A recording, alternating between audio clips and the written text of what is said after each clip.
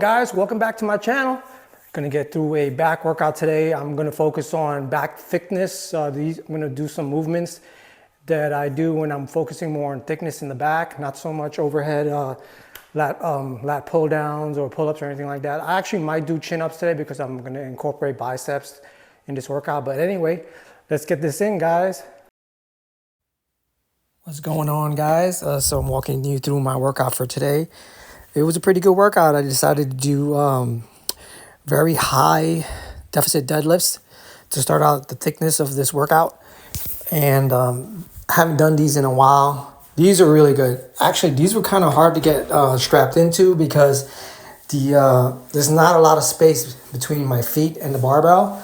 So it takes a second to strap up on this. But this movement is so freaking great. I used to do this actually when I used to train on Fort Bragg with Special Forces. That's where I started doing these. And I think this is the highest platform that I've ever done it from. I'm not sure how far off the ground this platform is, but you get a really full stretch of the hamstrings. And this is a great developer for the posterior chain, hamstrings, upper traps, lower traps. Really, really good movement. But anyway, guys, I just wanted to thank everyone who's been tuning in to my new channel. I think this is my 6th or 7th video. I'm coming along slowly, trying to figure out how to find my way to make productions that are entertaining as well as inspiring for lifters. But and I also wanted to say that I feel extremely fortunate to have this home gym so that I can train in the garage on days that my schedule doesn't permit me to go to my commercial gym. You guys see that multi-grip bar up against the wall in the back. I had mentioned previously that I used to have shoulder rotator problems, and I had purchased that barbell to do that. And now that thing is just collecting dust over there in the wall. I hardly ever use it anymore because I was able to fix my rotator cuff through mobility work, particularly XYZ and I think it's L raises. I mentioned it in my previous video, the specific name of the exercises that I do that I did. I still do them about twice a week now just to maintain. And one of the things that really affected my shoulders in the past was actually sleeping on my side. I'm a side sleeper, and so I would wake up in the mornings with shoulder pain.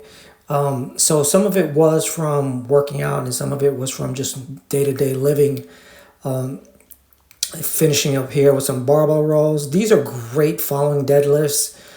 The bar kind of feels light because you're obviously using a lighter load, but there's something about following this up. Another thing that I do too that I want to mention real quick is I do heavy upright rows, and then from there I go straight to side raises, side laterals. And that's another trick that I've found is very helpful in making the movements, the mind-muscle connection really, really good on certain movements when you can follow one with the other.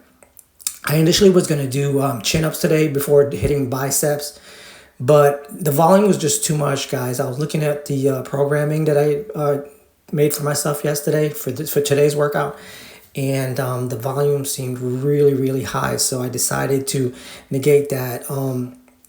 This is another excellent movement too. I think these are like 85s. I love doing these. This is a great movement to do after you finish doing barbell rows and deadlifts because you need to or you don't need to, but you want to rest your lower back after all that. So this is a great movement.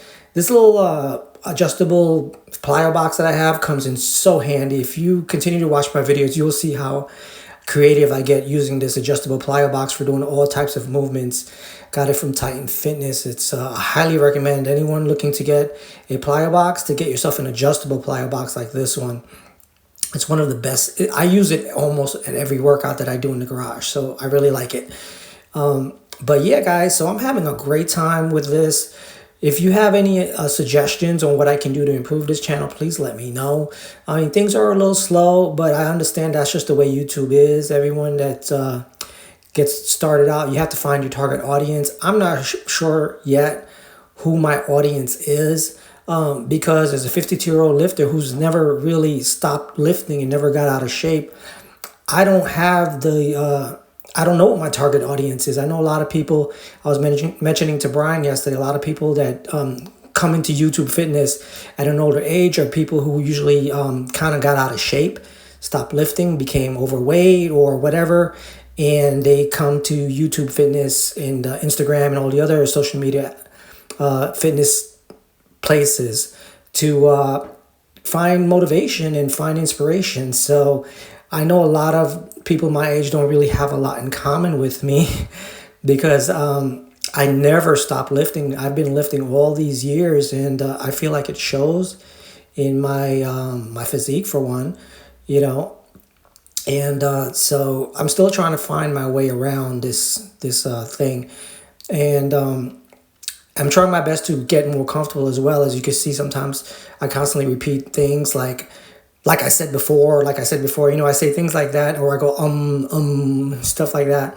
I'm trying to get better at not doing that. I admit I'm not used to speaking when I'm looking at myself on a video because you know, with the doing these overlays or whatever you call these voiceovers, I'm actually looking at the video as I'm speaking, and sometimes I get a little complacent or distracted rather, watching myself work out and trying to figure out how I can say things to make the video interesting. This is another great movement.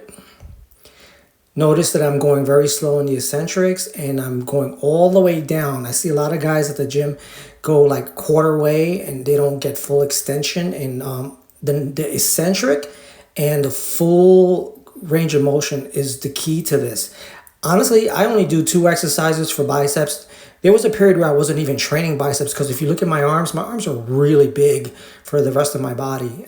I bought the slingshot that I had used on my last workout video, and it's an extra large, and my arms could barely get into it. It's like so hard to get my arms into that slingshot because my biceps are kind of like, I guess, one of my genetic gifts, and they're a little bit too big, I think, for the rest of my physique. I wish my delts and other parts of my body, my rear delts, would match my biceps. I've had people comment to me many times in the gym about my arms, and honestly, I don't really like having a standout body part, but I guess it is what it is. Those are the genetics I was gifted with or given.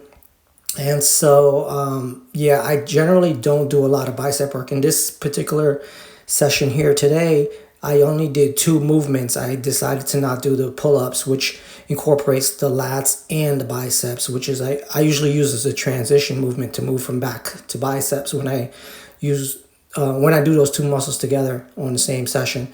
But yeah, so funny thing is this particular set right here, when I switch over to my other arm, the camera flew off the tripod. I don't know what happened. I guess I didn't set it right, but you're gonna see where it looks like a transition from the software that I'm using, but it's actually not. It's my camera went flying.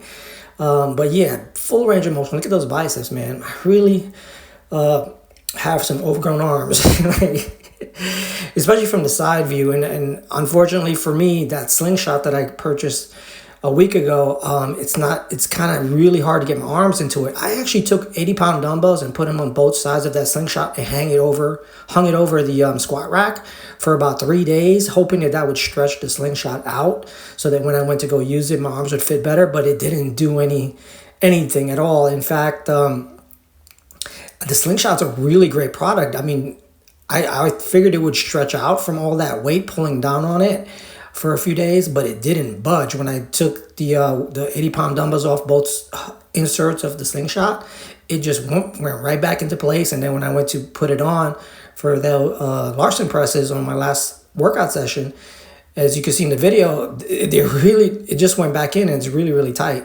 But yeah, so I'm trying to like figure out what to say as I'm voicing over this video. See, there I go saying the thing again. So I'm starting to get back into doing some, there I go with the again. I'm starting to get back into doing forearm work. These are some wrist curls that I haven't done these in a long time, and the weight honestly felt kind of heavy. I worked my way up to this weight. this is 135, and it was kind of hard. I didn't get full of flexion and extension, I think, with this particular weight. So after doing this set, I lowered it back down to 35s, and I did 2 more sets.